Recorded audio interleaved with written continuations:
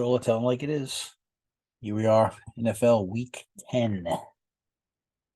Some of the teams have a bye. A couple of teams have a bye out there, not too many.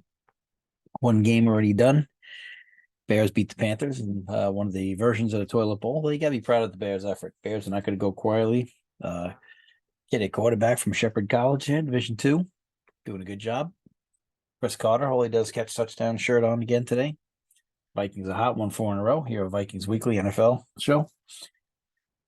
Beautiful logos on the screen there. Just so many nice ones. But as we go and we look, just a couple of things from around the league. What happened in the Viking game last week is truly a miracle I've never seen before. I've been watching football 50 years on Sundays. A guy who's been there 4.5 days comes in and leads a 2-minute offense, basically drawing up plays in the mud like we're playing in the Turkey Bowl behind Mount Pleasant Elementary School, me and my buddies for 30 years. Just amazing. Just giving him the headset and plays in the headset and then telling him what's going to happen in the play. You basically have a guy in a dig route, you have a guy on a fade, you have a guy in a curl, you have a guy in a hitch and go. I mean, sluggos. I mean, just incredible that they could figure that out. And just a credit to Dobbs and O'Connell, although O'Connell's still on first and goal from the one this year. It's just been abysmal. His teams consistently go backwards there. And on 2nd and 1, and the whole league is still adverse to running the ball on 2nd and 1. And then if we do run it, we run it out of the gun. And now it's 2nd and 6 when you catch it before the play even starts. So again, just foolishness that nobody can run out of the under center anymore, out of the single or out of the eye or out of anything else, out of the strong or the weak formation, but double tights. It's just incredible. And I've seen team after team now get to 2nd and 1 and just go backwards. It's something you see every week. Jets do it here in New York. Giant fans are ready to throw in a towel. Got slapped around by the Raiders last week. Jet fans a little nervous because the Raiders slapped the Giants, and now the Raiders are back in the mix. So just some incredible things going on last week. A lot of big playoff games last week where the Chargers beat the Jets, and now not only are they in wild card contention, but now they've won up on them. So if they have the tiebreak, and obviously the tiebreak is head-to-head. Pats are a dead team. Cardinals are a dead team. Broncos are rallying. Texans with Stroud last week. Just an amazing situation. Young is having his comeuppance here. Commanders hanging in there with some decent quarterback play out of Howell. Ravens look like the best team of football the last couple of weeks, but that changes. Hawks struggling. Geno's got 6 picks in his last 4 games. That's been a problem. Eagles look good enough. Steelers the worst 5-3 team I've ever seen in my life. Pierce has revived the Raiders. Falcons lost a tough one to the Vikes. Didn't give the ball to Bijan Robinson enough. I don't know what the hell that was about, but I'm grateful as a Viking fan. Lions off a bye. They look good. Rams really struggle without Stafford. The Niners had a bye week. They'll hopefully get back on the schneid, although they're at Jacksonville. Tough game in Dallas with a 17.5-point spread tonight over the Giants, one of the biggest in NFL history. Buccaneers have fallen apart to 3-5. Patriots and the Colts playing right now, as a matter of fact. We'll talk about that in a minute. Dolphins look good. Chiefs winning ugly. Titans, the kid looks good, but we got to see a little more of him. Green Bay got a great gift last week playing the Rams without Stafford. Like I said, Chargers look good. Bucks 3-5. Vikes 5-4. Bills struggling right now. But as we take a look here at the schedule this week here, obviously, it said the Colts beat the Patriots 10-6 on a real yawner. So now the Colts are 5-5 and back in the mix. And you gotta be happy for that franchise. They've struggled a little bit. The Pats 2-8. They're ready to hang Bill and effigy up there. But I guess all these fans have won 6 titles. The Browns today 5-3. A lot of playoff games today, and I don't mean just playoff games where 2 teams are both in the playoffs. Not that many of those, but there's games where the winner of the game will most likely make the playoffs. Because today the Browns go to the Ravens. I just don't know if Deshaun's gonna have enough help around him, and the Ravens are the hottest team of football. But this is the kind of game where the Ravens have laid an egg in the past, and in recent years, I'm concerned about Harbaugh's big decision making in the games. I'm gonna be concerned about in the playoffs as well. Another playoff game for today. Well, winner of this game definitely is going to the playoffs. Texans 4-4 at the Bengals 5-3. Stroud throwing for incredible 450 plus yards last week. Bengals look like they're back on track. Let's see if the Bengals. I got the Bengals in a knockout pool today. A dangerous pick, but I had to do it. Figure them at home. Joe Burrow looks good. Hopefully the defense can throw Stroud some curveballs, but you got to really be happy for Stroud and the Texans. And DeMeco Ryans very excited for Coach to get an opportunity to have his own team. Game of the day, though, I still think it's the Niners at the Jags, 5-3 at 6-2. Niners are going to try to get back on. The Jags are the worst 6-2 team I've ever seen. The offense is still not clicked. Lawrence is not putting up big numbers. but they're winning games at 6-2, as Lively's complaining in the booth. But the actual biggest playoff game of the day is Saints and Vikings. Winner of this game is definitely going to make the playoffs. I told you in the preseason meeting here, I'm telling you like it is because we're better than everybody else. The Vikings told that their division would be keyed by how they handled these NFC South teams. The Vikes are 2-1 right now versus the NFC South. That win last week could really save their season. So if the Vikes don't win this game, they're still in decent shape. They'd be 5-5. I think the Saints just have too much talent for the Vikes today, although Dobbs looked good and I'm very proud of him. I'm very happy for him. The Saints at 5-4, I don't even think they've percolated yet. I feel like this team is kind of underachieved since they had the easiest schedule in the NFL. I feel like they should be better than this. They'll probably still win that division by default, and they'll be like a 4 seed, and they'll be, the worst record of all the division winners, but they don't have to be. The Saints can get this right. I still believe that they have something to offer. I just think that right now they're not clicking on all cylinders, and I'm afraid that today indoors, the Saints car against man coverage, and the Vikings love to blitz. Vikings blitz more than any team in the league, which I'm happy about. Flores has done an amazing job for the Vikes. The Saints, though, Carr last week against blitz coverage was 6-7 and basically just eating it up. Now I know, I'm just worried about us being banged up. Hawkinson's banged up. Jefferson is out. Obviously, Dobbs is still new to the team.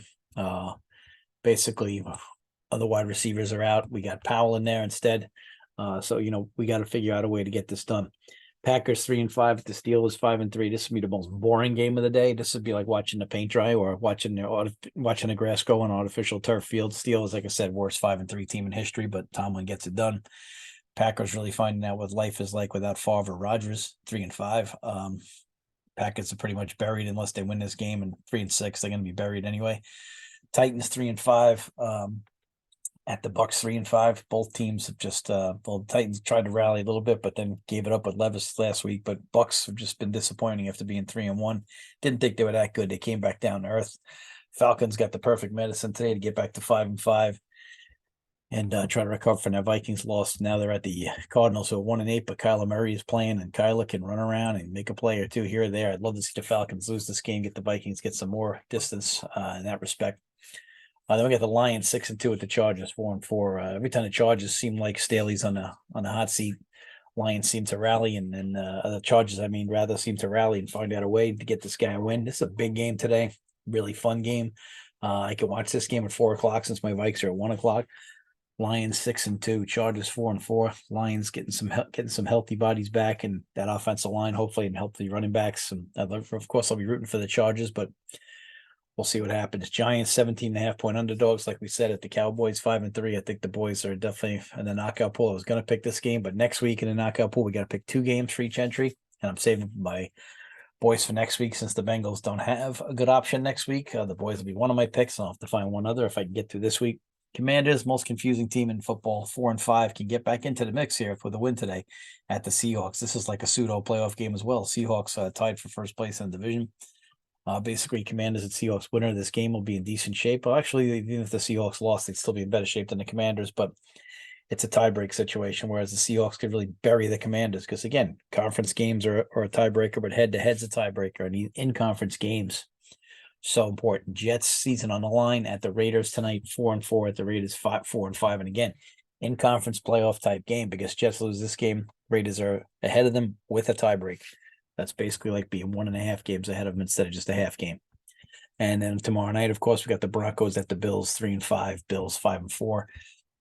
Let's check out the standings here and get a good look at what's going on here in the standings.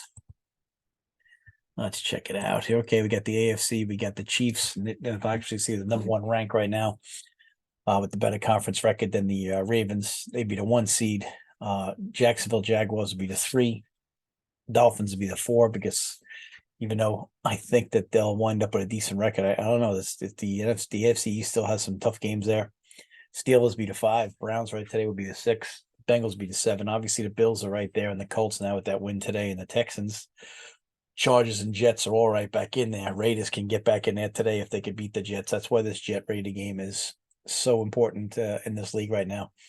And then, of course, we got the Browns and the Ravens today. Someone's going to lose the game there. So this is going to be all such an importance as far as these interconference games go. That's why you always circle them on the schedule. Titans and the Broncos have to win today if they want to get back in. Checking out the NFC. Eagles obviously be the 1 seed. Lions be a 2.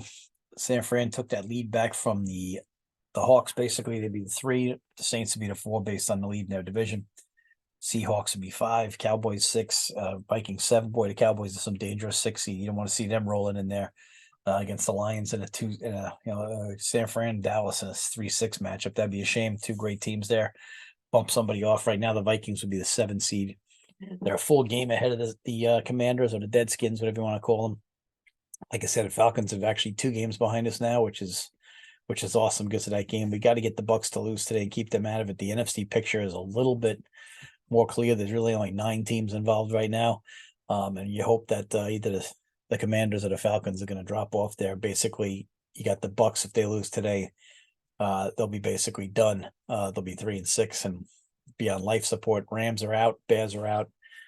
They'd have to really do something drastic. Cardinals 1-8, Panthers 1-8. So the AFC picture is a lot more crowded than the NFC picture. The NFC picture right now really only has 9 teams for 7 spots. So it's a good situation. That's why I say to you, this Vikings Saint game today, if the Vikings were to win this game today, they'd pretty much lock themselves almost into a wild card. What's going to come down to our Vikings, folks, is we're going to have to split with the Lions. Got to take care of the Bears and the Pack. We got to split with the Lions at least. That's 3 games right there. And when we go from there, let's take a look at our Vikings schedule here. It's not as automatic. People get a little crazy this time of year, and they panic. But if you look, the Vikes again, it's not going to be as easy as people think. We have to basically, we're going to have to get some better software here. The Vikings schedule. How could we not have the schedule? The Vikes. Oh my goodness. Yeah, so here we go with the Vikings schedule. Apologize for that. Like I said, we got the Saints at home today. Then we got to take care of the Broncos. That's a game that's tricky against the Broncos when you're up in Denver there. That's a tough situation there. Obviously, we got the Bears. Got to win that game. That's what we're talking about here. Raiders, now it's going to be tough because of Pierce. I'm not counting on winning the Bengals game in Cincinnati in the cold. I'm just not counting on that. So you get an ESPN update. Then we got the Lions on 12/24, which is Christmas Eve. Get the Pack on New Year's Eve, and you get the Lions again in Week 18. And this is what you have to do. You have to find a way to, get one of these Lion games and take care of the Pack and the Bears. And that would put you at 8 wins going into today. Then, of course, you have maybe get the Broncos a 9. If you get to 10 wins this year in the NFC, you're definitely going to get in. 9 should get you in. Like I said, because there's only 9 teams left. Depends which teams you're beating. But you got to get to 9 wins. And right now, the Vikes have 5.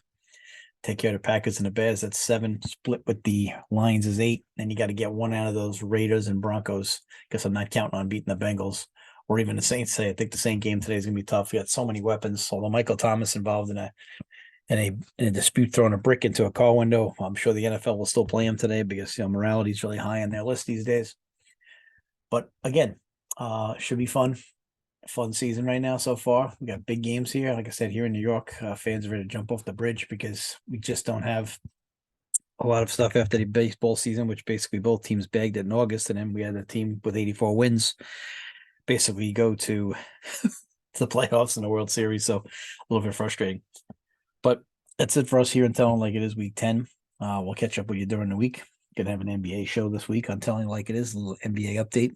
Talk about that. Talk about some of the horrendousness in the league these days. Already got guys missing games. But we'll talk about that another time. And we'll look forward to seeing you guys later. And take care.